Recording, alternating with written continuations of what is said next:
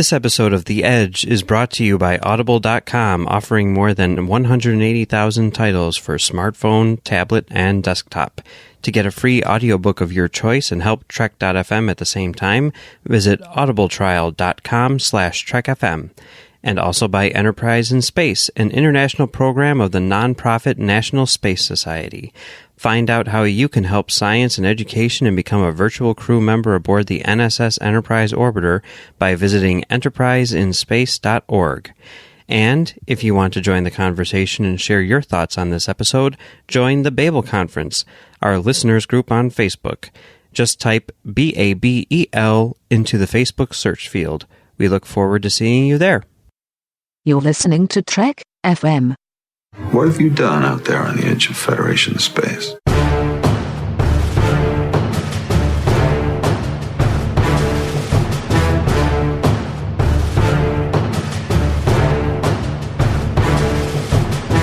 Welcome, listeners, to Postcards from the Edge. I'm your host, Christopher D. Littlefield. With me this week is Brandi Jackola. Brandi, thank you for coming on Postcards this week. I am so happy to be here. I'm so happy you're here. I'm thrilled. I'm looking forward to this so much because I just love podcasting with you. I do too. Well, I'm a little nervous. Why? Because it's been a while since we've podcasted and we just don't know each other very well. So I'm just like, is the chemistry going to be there? Are we going to get along? Yeah, I don't know. I guess we'll just have to wait and see because I am a handful. Well, I already knew that. Yeah, well, yeah. Then you know enough. I can be too. It's more fun that way. Yes, I agree. Why be boring? No, heck no. Well, today we're discussing the fan response to the Discovery Season 3 trailer. If you would like to participate and share your response, please post your comments on the Babel Conference, our listeners group on Facebook. Type BABEL into the search field and it will come right up. We'll create a special postcards discussion thread right before each new Star Trek episode. Leave your comments and they just might get read on the air. As of this recording, we have 36 comments on the postcards thread, which is a 74% decrease from our last episode. Oh. So, wah, wah, wah. No. Although it's just a trailer, so... And it's been out for a little while. Yeah. It's not exactly the most timely thing. Yeah, it's fine. Honestly, how much can you say about a 1 minute and 10-second trailer? Yeah. So... I think that's pretty, for the amount of time that trailer was, I think 36 comments is pretty dang good. I think it's great. I'm happy about it. I'm happy that if there's one comment. Yes, excellent. But, fewer comments, then you and I get to talk more. Score. Well, listeners, please keep those comments coming because we love your feedback. And please be sure to listen past the closing music for a very special message. So, Brandi, before we get started, I just want to get your quick reaction to the trailer. What did you think? Oh, do you remember, first of all, the day that it came out, where you were? Yes. And what was going on? I was at home. It was New York Comic-Con weekend. It was the big drop of all the stuff. Yep, it was Saturday. And my phone was constantly buzzing with Twitter notifications. And messages from me. Yeah, well, yeah, that too. But it was just because there are certain accounts that I have set to notify me of all of their posts. Oh. And they were all going off because a lot of these people were at New York Comic-Con. So I was just like, shut up. Oh, wait, what is this? What? So that was basically my reaction. I was actually, very comfy. You were freaking out at the time. I was just like, what? I gotta watch it. I gotta watch it right now. So, and because then the new short treks too, yeah. the Picard trailer, and you're freaking out because you had to get ready to do the live show and you didn't have any preparation. Like you didn't have any time. No, it wasn't about that. It was about the fact that we still didn't know how we were going to stream live on YouTube. Oh, right. They took away Google Hangouts on air. And the new situation was that they would not provide you with an encoder. You had to do that your own self. And so, pardon my French. I am so sorry. But I can bleep it out. Excellent. Please do that. And so, basically, and it was Bruce's birthday. So. Oh, that's right. It was Bruce's birthday. And so I was messaging him And he's messaging me back. He's going, wait, what? And I'm like, dude, this is going down and people are going to expect it live and we don't have a way to do this. And we actually got online and talked to each other over the internet face to face and figured it out. Actually, but Bruce that's figured when out. Is that the one when we, like, because I joined that night for the live, was that the one where we were all on video? No, that was a different one. That was a few weeks before. Okay, yeah, that's right. Because that actually wasn't. That was basically a Zoom meeting. It was not being broadcast in any way because we hadn't figured that out yet, and so we figured it out that day. And I was supposed to have lunch, and lunch was 2 hours late for me, so I was really tired and really hungry. I wasn't hangry. No, I was not hangry because Bruce figured it out and saved the day because Bruce is awesome. And we all know that. Yes. And so, he went on his merry way and I went and had lunch and there we go. So, yeah. But I remember exactly where I was because I was comfy and watching TV and my phone was just really starting to get annoying. And then I started looking at all of it and stuff and things. Okay. Yeah. Well, I love the live episodes. They're so much fun. Oh, thanks. We love doing them. Yeah. I was on a couple in season 2 for, Project Daedalus and Such Sweet Sorrow Part 2. Yes. Where you made me cry really hard. I made you cry. Yes, I did. And I wear that as a badge of honor. Yes. You made me cry in the best way. Right. The best way. That's why. Yeah. That's why it's a badge of honor. Absolutely. And it was a lot of fun. I remember the first time I was so nervous to go live with you guys because there's no editing. It's just go and go and go. And then we went live for the first time and Bruce started singing and then I started singing. And then you and I were singing for the second episode I was on. Yes. So that made me feel a lot more comfortable and at ease since it was all started with music, which is, what I do. Yeah. I'm glad that you felt comfortable. You were just a natural from the beginning. So I was, I had complete faith in you. I knew that you would be great regardless. So, and you proved me right. Oh, well, thank you. You are welcome. Well, let's get into the listener feedback. And Brandi, take it away. Thank you. Our first comment is from Christian Alonso, who says, I'm excited to see what effect the Discovery crew has on the future. We see that the Federation isn't how we left it. Will they be able to bring it back? I'm excited to find out. Same. Yeah. Yeah, I love that it's unexpected, It's everything's up in the air. And that's a great thing. There's so many ways you can play this. It's kind of scary a little bit, right? Because the security of the Federation that we know is kind of pulled out from underneath us right now. Mm-hmm. So we'll see. You know what? Sometimes you need to kill your darlings a little bit.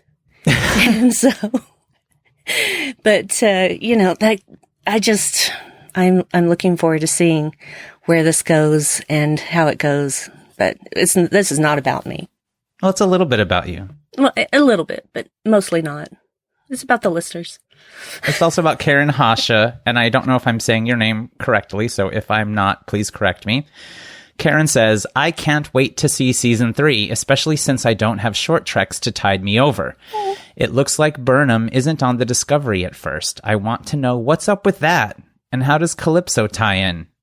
So Karen must be an international viewer somewhere else, not in Canada and the United States, and that totally stinks that you don't have the short treks, and I'm so sorry. That's just so lame, because... Yeah. And that's due to the distributors abroad, Right. CBS wants everyone to have those, but, they have to have a distributor to do that.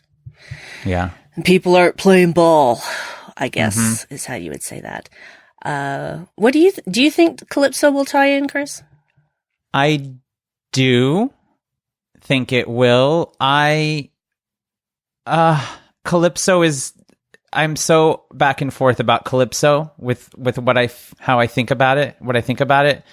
The musician in me loves all of the music and the theater and the whimsy and everything. Yes. And then there's another part of me that's like, just like Karen said, what's up with that? Yeah. It's kind of disconnected from I wouldn't say it's completely disconnected from the other short treks, because the Harry Mudd one also is very disconnected. It doesn't really connect to anything else. It's just like a side story about, him making a bunch of androids, which I will say they did tie into the Star Trek Timelines game, which they did? me up. Yes. Yes, they are very good about that, because basically that game is all timelines have converged, all universes have converged, and so you have different Worfs and different Michaels, and all these versions of people from different times are all existing in the same space. Is it like the TNG episode when we see all of the different enterprises, that all come together? It is very much like that. The name of the episode. Yeah, it is very much like that, but on a much larger scale. Yeah. Because there's just like everybody from TOS through Discovery, everybody's in that game. It's the entire multiverse is just all there. And the Kelvin stuff, that's in there. Oh, wow. It's in there. And, it's pretty impressive and a bit mind-boggling. And I'm sure that they'll get the Picard stuff in there when the series starts. Oh, yeah, I'm sure. But yeah, Burnham's, they're not all together after they jump. And they said that, right? Yeah. In an article or something? Well, yeah, I mean, you kind of can tell, because she wakes up in Iceland. I mean, she wakes up on this planet covered like in soot and ash. Uh-huh. And she meets David Ajala, and I'm super excited to see him in this season. Yeah. And, he's telling her that she's fond of relics, and she's like, what? And like, that badge on your shirt. Right. Do you believe in ghosts? Yeah. It's just like, what happened? And why is she gone? Because you have that sort of time-lapse thing of her over, the course of a year or more? I guess so. I mean... And she looks like she's in some kind of shuttlecraft. And then her bedding changes with each scene, and she accumulates more stuff in there. And it looks like different seasons. And her hair, which we'll get to in another comment later. Right. Hair. So, yeah, I guess I don't know that Calypso's ever going to tie in, but that's the thing. I don't know. Let's go on to Tim Hands. He says, going to be interesting how or when they incorporate the short trek story from last year, Calypso, into season 3. I'm sure they didn't just film that little short as a standalone, and it's more all part of a bigger plan for Discovery. I do think it's part of the plan, in a way. Yeah, I get that. I mean, remember that they called the Vidrash, they mentioned the Vidrash, and someone had kind of teased that could possibly be a misnomer for the Federation. Ooh. Vidrash, Federation. I think I read that somewhere. Interesting. But then that would bring me more toward Picard. No. What am I thinking? No, Discovery. Both of the trailers dropped at the same time, so for a little while I was confused. I was like, okay, wait, which one? Where are we? Who is it? What's going on? The Picard one has the Romulan samurai in 7 of 9. Okay. And the Borg, right. And the Borg, and the Will and Deanna. And then Discovery has not a whole lot. I just lost major fan points. Oh, no, you didn't. Come on. I just got confused. You know what? We all do. We all do that. Okay. You can't tell me there isn't anyone in the Babel conference that hasn't done that one time or another. It's okay. Well, Rachel Gautreau says, this trailer really got me excited about season 3 of Discovery. I can't wait to find out what's going on with the Federation. There are hardly any stars left on the flag. Why? How did Michael get separated from the rest of the crew? Who are these new characters that she encounters? And Saru certainly seems to be giving a captain-like speech. Is he the new captain? I can't wait for all the wonderful new Trek on the horizon. Yay! Yeah. Thanks, Rachel, for your comment. Absolutely. I personally think that Saru is the captain. Do you? Yeah, I do. I do. Okay. But we'll see. Because, what I think and what actually is, we won't know till season 3 of Discovery starts. So maybe he'll be like acting captain again because Michael's not there, and then Michael comes back, so then it's awkward, and then they're not sure again, and Discovery never gets a captain. Yeah, maybe. Maybe that's I just want to gonna know be who... the thing. Yeah, maybe. I want to know who they were originally going to pick up before... Right? before they encountered the Enterprise at the end of season 1. Who was it supposed to be? Is that guy still just hanging out on Vulcan or was it gal? T'Pol? Ooh, I don't... I don't know. I don't heard know. that somewhere. Vulcans do have long lives, but I'm not Yeah. sure that... Because it's about 90 years, and she was already in her 60s. She was? At the time of Enterprise. Yeah. Okay.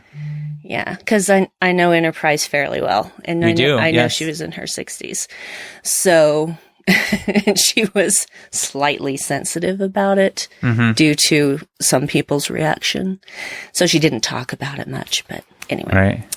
I love T'Pol. Yeah. So Captain Pikachu, also known as Beta Artemis, also known as Belinda. Hi. Hi. She says, Michael's hair is glorious and will save the universe. And I'm pretty sure the guy showing her the Federation flag is some descendant of Ash Tyler. And I love Andorians making a comeback. Again, same. Yeah. I love me some Andorians. I love me some Andorians. And I love Michael's hair. Yes. The many phases of Michael's hair. Yes. So she's been there a while. Well, there's not a style that doesn't look good on her. Yeah. She just has the perfect face shape and the perfect features to just do anything. She could probably be bald and it would be fine. Oh, yeah. She could be a Delton. I'd love it. Excellent. Karen Chu, also known as Karen Chupless, says, I literally got goosebumps. I'm ready and excited for Picard, but the disco trailer really gave me goosebumps. Even from just the trailer, I got a sense of on your own now. I want to know who Book is. What is his story? Where is everyone? Cannot wait. And I have to admit at this point that when somebody called him Book, I'm like, what? Oh, wait, no, now the streams are crossing because Firefly. If anyone knows Firefly, you know what I'm talking about. Shepherd Book. It's been a while since I've seen it, but I love the series, and I've watched it a few times. Yeah. Love me some Joss Whedon for sure. Mm-hmm. So that was the first thing I thought, and I'm like, no, they're not connecting Star Trek and Firefly. That's not some future descendant or maybe past ancestor, because Firefly's way in the future too. So they could do it in a comic, though. They absolutely could. Like with the Green Lantern and Star Trek ones. There have been some interesting crossovers over the years, most of which I would just like, why are you doing this? Just why?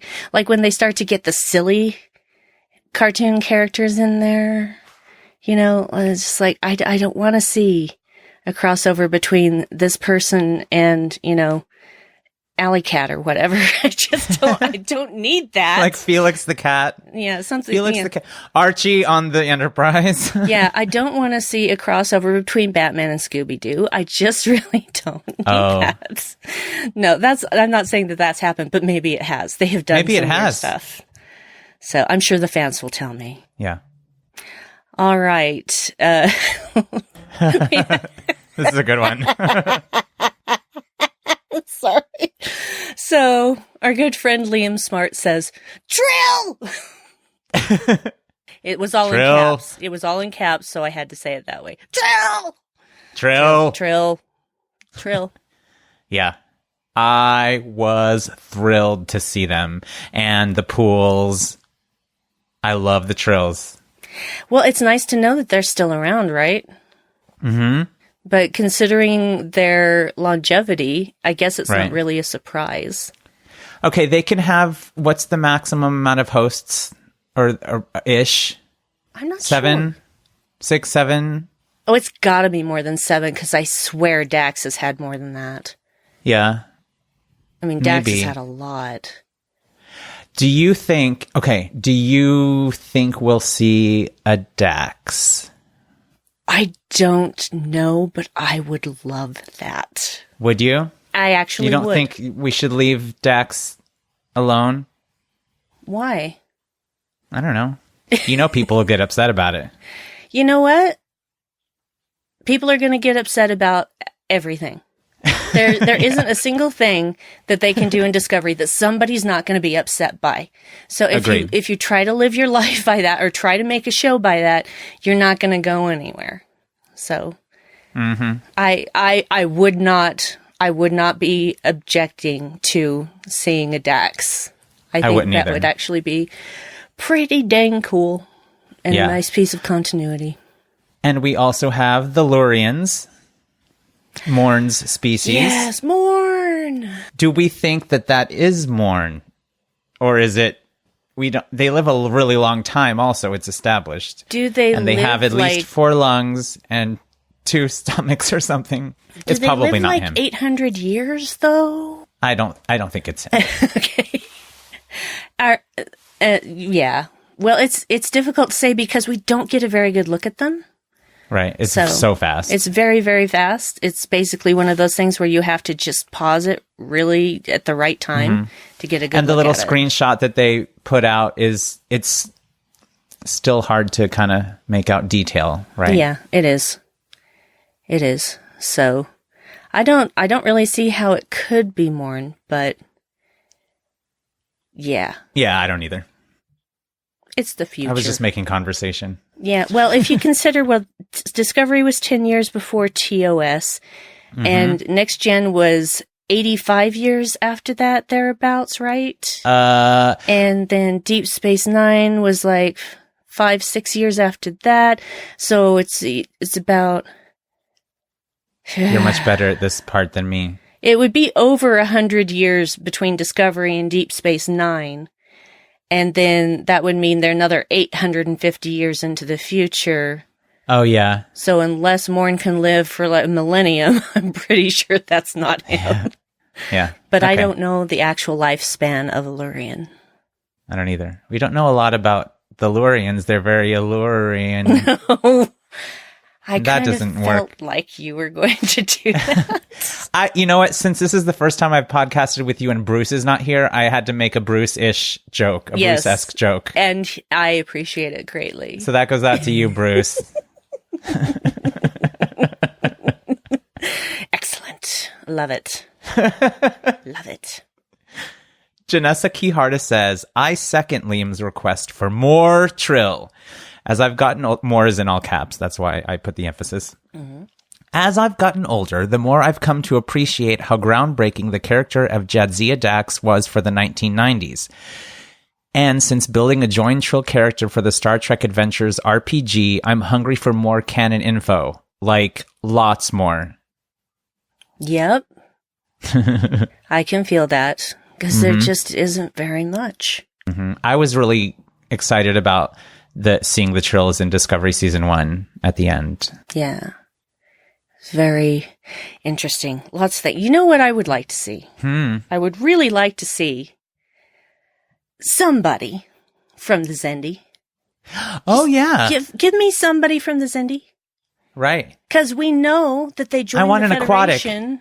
Yeah. Give me one of those big old whale people. Yeah. Yeah. I always wanted to see more of the aquatics because I thought they were so cool. Yes. I enjoyed all of the, not wanting to destroy Earth species. But I would just, because there's a lot to mine there. I mean, yeah, we had a whole season of that with Enterprise. But from that season, we also know that in the 26th century, Xindi has joined the Federation. And there are members of Starfleet who are Xindi. Right. So I would like to see That's a great idea. You know what I would like is more scants, please. Yes. What's with the no scants? I mean, we saw some in season 1, didn't we? I think so. And they said that there was a little tiny brief moment where we saw one at the beginning of the Trouble with Edward short treks. I think you're right. Now I'll have to go back and watch it frame by frame. Mm-hmm. Yeah, it's very, very slight. Yeah. Come on with the scants. Come on. Don't be biased. The scants are nice. They're comfortable, right? They're so comfortable. See? There you go. Yeah. All right. Well, our good friend Chris Tribuzio says, I enjoyed the trailer.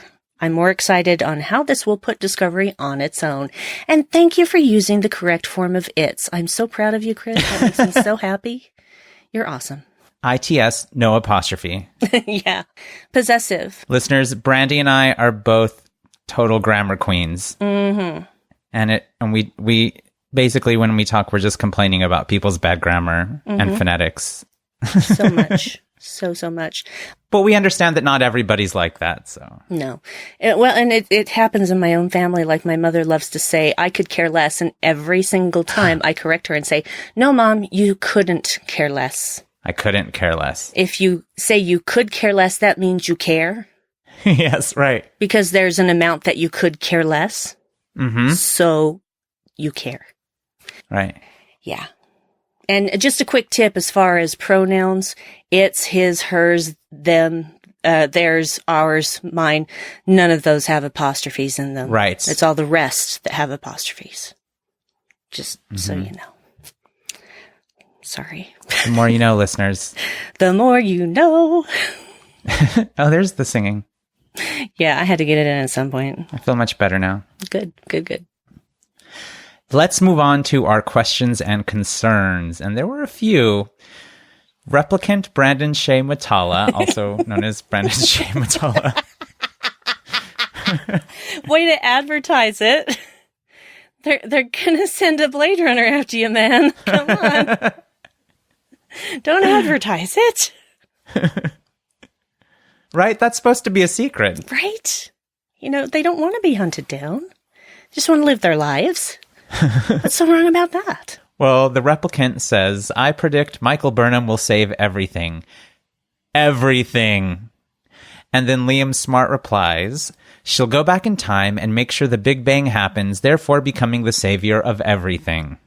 Okay. So I think I'm just reading, perhaps I'm reading too much into this, but I'm thinking that maybe they think that Michael Burnham saves a lot of things in the series and is responsible for, fixing everything. Maybe that's what they're hinting at a little bit. She doesn't fix everything. She started a war. She went to prison for treason. She did start a war. She was in jail. She called her adopted brother a half-breed. Yeah. Weird Not little nice. half-breed. Yeah. She has made some bad decisions in her life. And were it not for Mirror Lorca wanting to get his girlfriend back, apparently, then she would still be in prison.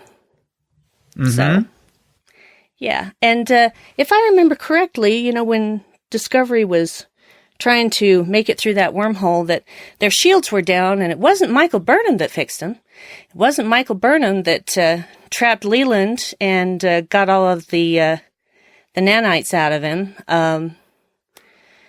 It certainly wasn't Michael Burnham piloting the ship or running the ops station or communications or, in fact, she was injecting alien DNA into her body so that the ship could navigate. Yeah. She didn't do that. Anyway, I understand the sentiment. I do. But, when you take a closer look, she doesn't do everything. Right. In fact, she's done some pretty dumb things. Yeah. And Captain Pikachu, hello, Belinda, again, she says, as she should. I mean, she can't let Spock have all the glory. Yeah. Okay. Spock does a lot of fixing things, too. Yeah, things that we never saw him do before, like fixing the electrical system for Stamets. And even Stamets saying, I didn't know you knew anything about electrical. And he says, I have many talents. Starfleet likes well-rounded people. Also, it makes me think of Ethan Peck. Oh, can we just pause here for a moment? For a moment, listeners, we're just going to have a moment of silence and think about the gloriousness that is Ethan Peck. And sometimes when I'm having a bad day, Brandi will send me a picture of Ethan, and it'll make me smile, and it'll make everything just a little bit better. Well, I know it works for me. So it works for me too. Yep. Well, it helps that he's a really decent human being. I mean, he's a cool, nice person. Extremely. Yeah. Not that I've met him, but everyone that I know who has met him has nothing but good things to say. So. And he's in it for the fans too. I mean, he's not in it for the fans, but he loves the fans. He really, truly does. He really, truly does. And he gives every fan his undivided attention. He's just really cool. And he has those shirts, the tees that he wears to cons specially made, you told me, right? Yep, he does. He has a different one for every con. My favorite one is the one that says Logic Party. Yes. I want it. I still really like the one he wore in Germany, which was the Einteil Logic, Einteil Motion. Oh, yeah. One part logic, one part emotion. Yeah. I had to double check with my husband to find out if I was translating that correctly, and turns out I was. Oh, I thought you were going to say you had to check with your husband if it was okay that you talked about how much you like Ethan Peck. No, he hears that all the time, whether he wants to or not. My husband is very good-natured. I think everybody knows that by now. Yes. Yeah. Well, Paloma Bennett said, I was pumped to see the Andorians because I was hoping to see more Star Trek alien species in Discovery. I am not sure how I feel about Burnham resurrecting all of Starfleet on her own. It seems a little Mary Sue. But if she is just one part of a whole team, then I would be curious how Discovery revives Starfleet. Overall, I enjoyed the trailer. So, do you want to talk? Let's talk about this Mary Sue concept for just a moment. Okay. I want to know, Brandi, what your initial reaction to the term is. Revulsion. Okay. Because I feel that it has gone away from its original intent and definition and become just a catch-all, usually in a derogatory way about a female character. I find it sexist. And my question always is, if it were a man doing this, would you have any problem with it? So, this happened a lot with Rey in Star Wars. Everybody was just like, but how could she just suddenly know how to do this? Well, how could Luke just suddenly know how to do it? Right. I mean, how much training did he really get? He was playing with a lightsaber and a few drones on the Millennium Falcon, and that was really everything he got. And then all of a sudden, he's destroying the Death Star? Of course he's destroying the Death Star. Anyway, that's just, it's not anything against anyone's opinion, but I feel like it has degenerated into just this thing that means whatever the individual using it wants it to mean. Right. And I do find that it's most often used in a derogatory way, and I don't care for that. There's enough sexism in the world. There is. Listeners, if you're not familiar with this concept, the term Mary Sue came from a Star Trek themed fan fiction story in, I believe, 1973, and there was a character named Mary Sue. And it kind of became a term used for females who, for one reason or another, is deemed undesirable by fan critics. And I'm going to read this little definition that I got off of Wikipedia. Nice. It's that a character may be judged Mary Sue if she is competent in too many areas, is physically attractive, and or is viewed as admirable by other sympathetic characters. Mary Sues are generally presumed to be idealized self-inserts rather than true characters. And they're talking about of the author. Sometimes they're perceived as the author putting themselves into the story. Although they may actually be intended as point-of-view characters for the reader. In fan fiction, it is considered extremely gauche, or at least very immature, for an author to create characters based on him or herself. So, Brandi, I agree with you that I mean, I think for sure the term has a lot of baggage, right? And I do think that it has been used in so many different ways and in derogatory ways that it's kind of like you can't escape the fact that that baggage comes along with it. Yeah. And my gut reaction initially is, oh my God, that's so sexist. Yeah. But then I started researching the history of the term and how it's been used and how many people define it differently.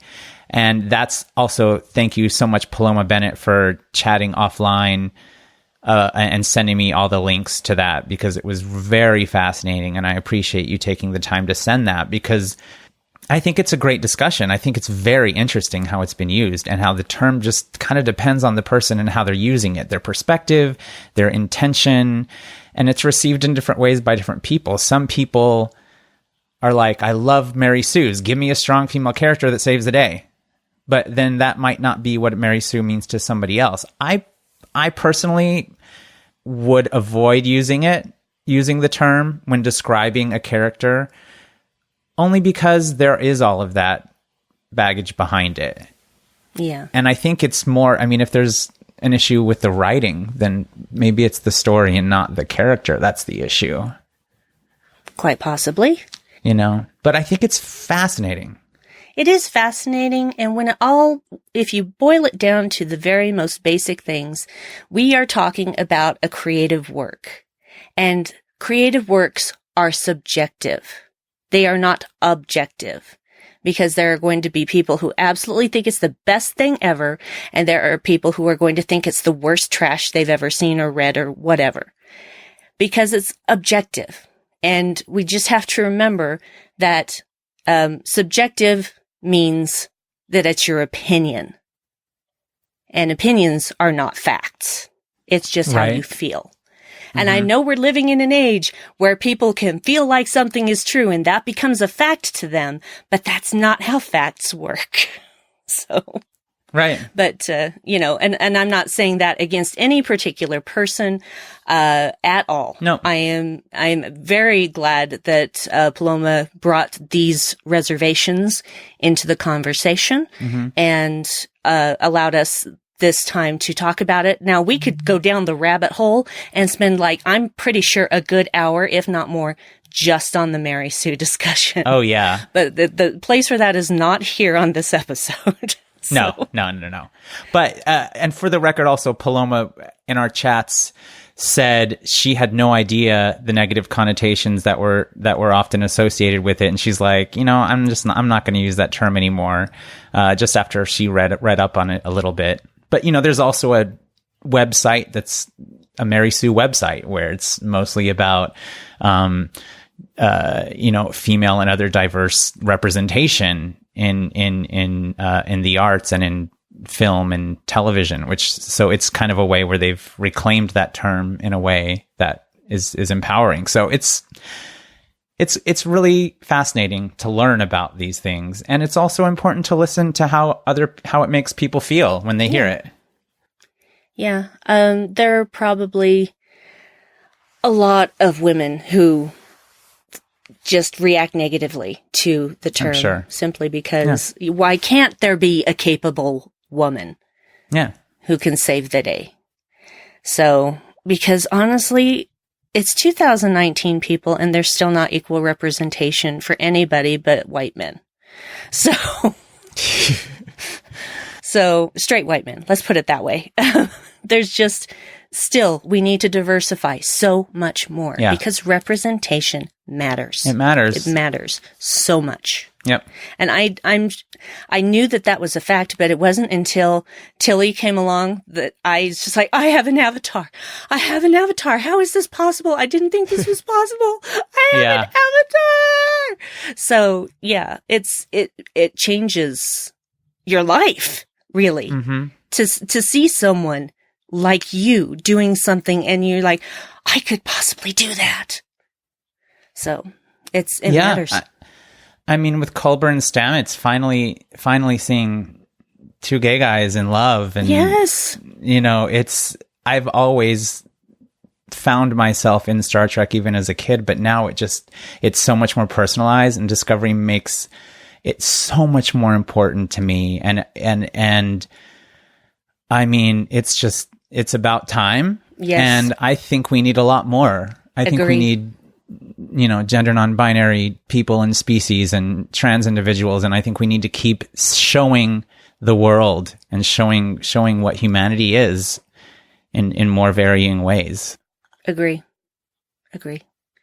Come on. If Supergirl can have a trans woman, so can Star Trek. Yeah. All right, then. Thank you, listeners, for joining us on this conversation. We could keep going, but we're not going to. Yeah. This would be another hour long. Mm-hmm. So let's get to your last words. All right. Nicholas Paul Collinson says, when season 2 finished with the move to the future, I was really concerned about what season 3 would be. I was upset that they seemed to be leaving so many threads dangling and questions unanswered in the 23rd century. Still want to know more about the logic extremists. I have a lot of theories and opinions there. Consult Star Trek Enterprise. Mm-hmm. And I felt like they were only doing it to escape the criticisms of the more toxic sector of the fandom. But now, after seeing the trailer, while I still have some reservations, I'm much more confident that they will do a good job of whatever they're doing, and I'm really excited to see what it is. I was not happy with the idea that the Federation would have crumbled or lost its way, but now I'm starting to see how that could work and really be interesting. The Federation was always portrayed as a utopia, but utopia is an exercise in stagnation, meaning that once you think you have a perfect society, you stop trying to improve it. So maybe that's part of what has happened to the Federation in the intervening 930 years. I only hope that they have the demise itself be relatively recent so that we could still have a few more really good centuries after the Star Trek Picard era. I hope this season gives them the space to really explore the concept of a utopian society and what that actually means. I'm hoping for a lot of dense philosophy, ethics, and introspection. I'm excited to see the state of the galaxy in the 32nd century. I love Nicholas's comments. Excellent. Absolutely excellent. He apologized that it was lengthy in the thread, but I love where you went with it, and you really opened my mind a lot to different ideas and made me think a lot about what we've seen in the Federation up to this point. And that it's possible for me, I take out of your comment, Nicholas, that we've taken that for granted. Mm-hmm. That we've had that. Like he said, utopia is an exercise in stagnation, meaning that once you think you have a perfect society, you stop trying to improve it. Oh, and how poignant is that? That was just really... That was like a moment for me, because I hadn't really thought about it in that way, but it's absolutely right. I hadn't either. Mm-hmm. Absolutely right. Wow. That was deep. Yeah, it was. Thanks, Nicholas. Yes, thank you so much. Thank you for letting me read that. I really enjoyed being able to read that. I thought you'd like it. Thank you. And it was beautifully read. Oh, thank you. I appreciate that. JT Echebaran, and again, if I said your name incorrectly, I apologize, says, I'm excited and scared. Everything you'd want from a trailer. Excited to see the far future, scared to see a broken Federation, hopeful for connections to established past shows. Overall, can't wait for the season to start. JT, we also had a thread on your comment that so JT said, I'm excited and scared. And Into the Woods, Little Red sings a song, I Know Things Now, and she says, I'm excited and scared. And then we had this whole musical theater wormhole that we went into on the thread. So I was very happy about that. Excellent. I may or may not have posted GIFs of Bernadette Peters. Just saying. And why wouldn't you? Yeah. One of my friends and I talk about how you can basically have a conversation in Bernadette Peters GIFs. Yep. I'm not surprised by that at all. It's a very specific area, but I don't know. Thanks, JT, for your comment. Yes. I'm excited and scared, too. I'm not scared. I'm just excited. But it's a risk. I mean, it's risky what they're doing. I know it's risky, but I am so ready for it. I'm so ready to see them do things they've never done before. Yeah. And like going back to what Tripp said about how they're standing on their own feet now or something. Yeah. They're not burdened by the past sort of thing. That they're put on its own. Yeah. Yeah. Discovery's on its own. Mm-hmm. And now Discovery is both a prequel series and not a prequel series, and a prequel and a sequel, modern Federation series. Prequel and a really far in the future sequel. Yeah, so. That's cool. That's a cool concept. Yeah, well, and the funny thing is the Enterprise did that a tiny little bit with the Xindi arc, just a tiny little bit, because of Daniels messing around. Oh, crewman Daniels. You. Sidebar, I really love the J, and I wanted to see it more. Yeah. It was so cool looking. Definitely. It was very cool. I also really liked the future Enterprise in the E² episode where it's the Enterprise, anyway, the NX-01, not the NCC 1701, the NX-01. And it's got all these bits attached to it now. So it's just like, okay, that's weird. And then you find out, oh, no, it's from the future. And future Star Trek stuff in episodes has always been, I think, some of the coolest stuff we've ever seen. Yeah. And to know that we're going to live there is kind of awesome. It's something that has not been done before. So I like new. Me too. I like new, grounded in the old, and to me, that's what they've done with Discovery. So that's my personal feeling about it. I think so too. I can't wait. We don't even have a release date yet. I know, just 2020. I'm gonna guess September. September? I'm gonna guess because we get Picard January 23rd, and we have. How many episodes is it? I think it's going to be 10. Less than Discovery. Yeah. I want to say 10. So that takes us to March-ish. I don't know. That's a long time to wait. I know, but is Lower Decks going to happen in the interim? Oh, I don't know. The animated stuff takes a lot longer to produce. It does. Because usually they record the voices first and then animate it to the voices. So I don't know how that's going to work or how long that's going to take. I guess it depends on where the animation's being done. But anyway, how many people are doing it, etc. Yeah. Speculation. Mm-hmm. Well, we should have some more Discovery-related Postcards episode before the season comes out. Absolutely. Anyway, because we got to keep excited about it. Absolutely. So, Brandi, how do you think the fans responded to the trailer? Well, I think we had an overall positive response for the most part. Of course, you can't please everyone, but as far as the amount of comments that we have shared, most people are ready to go, and even the people who are kind of, I'm worried about this, are still looking forward to seeing what happens. So, yeah, except for the replicant. Just kidding, Brandon. I'm totally kidding. Well, he didn't say he wasn't looking forward to it. No, he did not say that at all. And I am just teasing because, I'm worried about you, Brandon. Those Blade Runners are going to be closing in, dude. If you just advertise like that, I mean, right. Gosh. Anyway, sorry. Nerd. Push up my nerd glasses. No, you can push mine up too. Okay. Be sure to check out our Discovery and Short Treks coverage. Live from the Edge for each new Short Trek will air on Thursdays at 9 p.m. Eastern, so you can watch Brandi and Bruce and ask questions live, and will be released as a podcast the next day. Our commentary will be available as Tracks from the Edge with Mike and Max, and of course, you can catch full analysis on the Edge main show with Amy and Patrick. You'll find all of these in the main feed for the Edge and in the Trek FM master feed.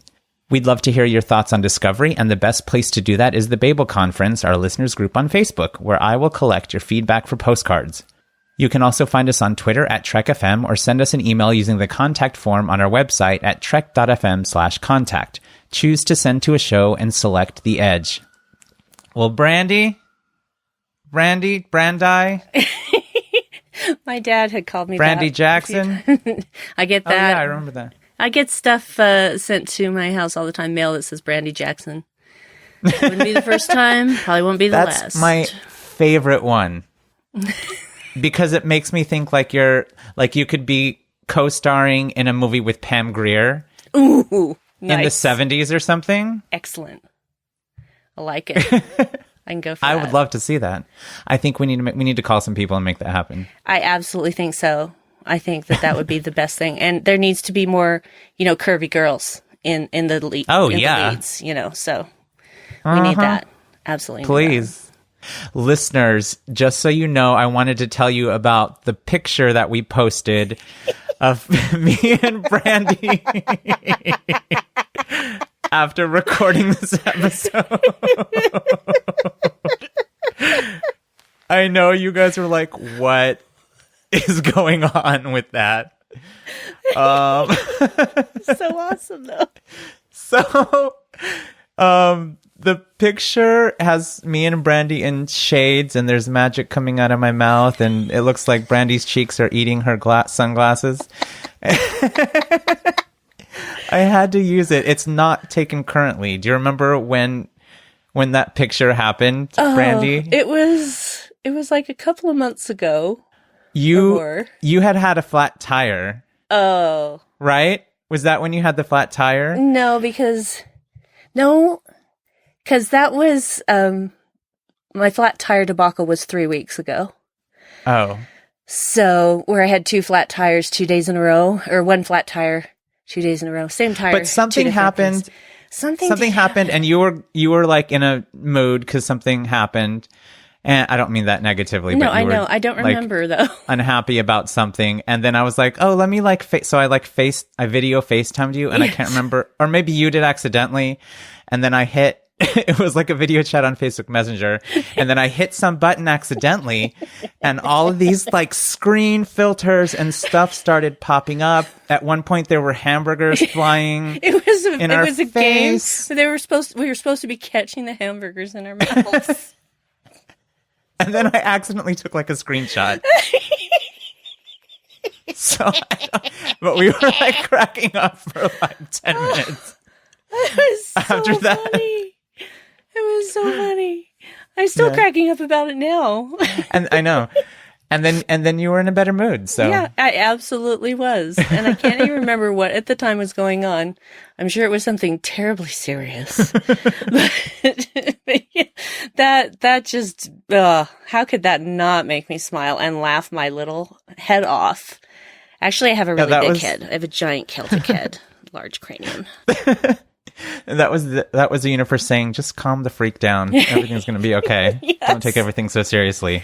That was pretty much it, yeah. Which I do too, often. Hey, you know what? That's why we're friends. So that we can talk each other down when these things happen. Mm-hmm. Well, I appreciate you, and I appreciate you being here today to talk about Star Trek Discovery. Well, I appreciate you, and I appreciate you having me, because I was so excited to be invited. Yes. And we have the double short treks coming up in a few weeks, and I want you to come back for that too, if you would. Absolutely. Because there's going to be a lot to talk about, I have a feeling, with that one, with those two. Yeah. Well, thank you so much for being here again. My pleasure. And where can people find you on the interwebs? In places. You can find me. Places on the things. Yeah, the places on the things. You can find me on the Babel Conference from time to time. Sometimes I don't get to it during the whole day. It's just sometimes time enough at last. Anyway.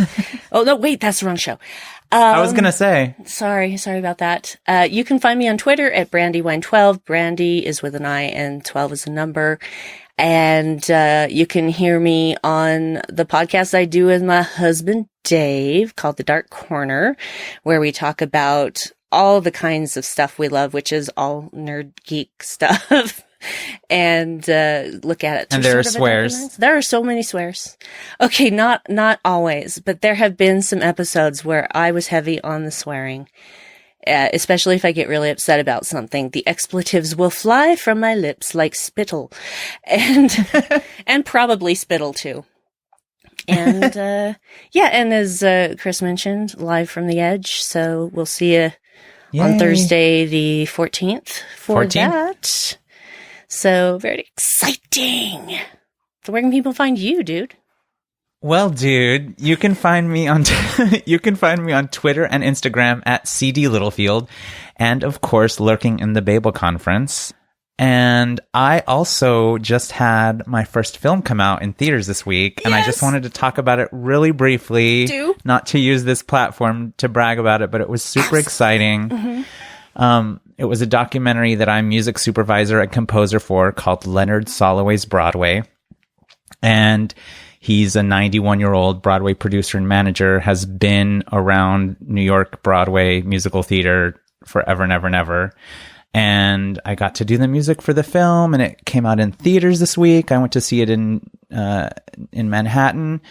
And one of the hosts of Seventh Rule came to see it also, Anne-Marie Siegel, who I met on the airplane on the way back from Star Trek Las Vegas. Oh my goodness. Which was super awesome. So my music world and my Trek world collided, and it was so cool.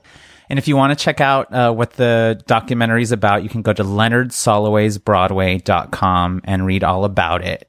Thank you for letting me put that little plug in. It'll be on Amazon Prime next week. Excellent. I will watch it because I have Amazon Prime. And so I was going to ask you, is there a way that I can see that? Because I know it's not playing. I think it's Amazon Prime.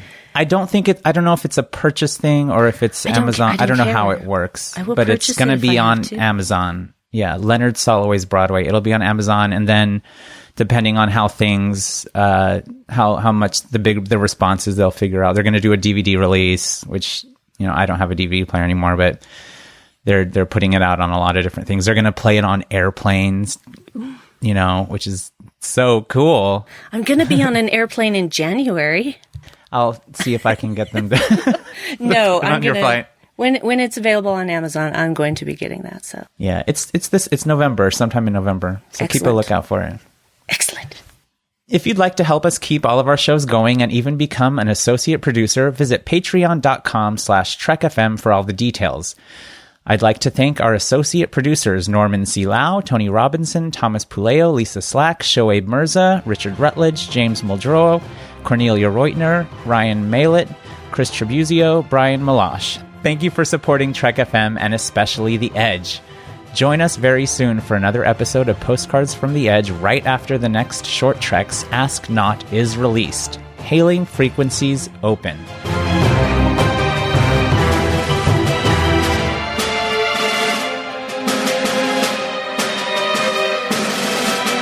So you don't want to do a voice for this one?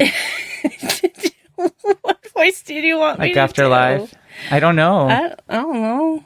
Usually when I do a voice, it's inspired by something that happened in the show, but I'm sorry that I'm not inspiring enough. Oh, you for the show. Oh! Okay. I don't know why I just took it personally. Oh, I see. You really think I would say that to you? To that No, I don't. Gorgeous face of yours? I would never. Aww. I would never say anything like that to you. Good Lord. We're here to build each other up, not tear each other down. That's right. Yeah, I'm a creepy girl. Yeah, you are. Mm-hmm. That's why I like you. Oh, you.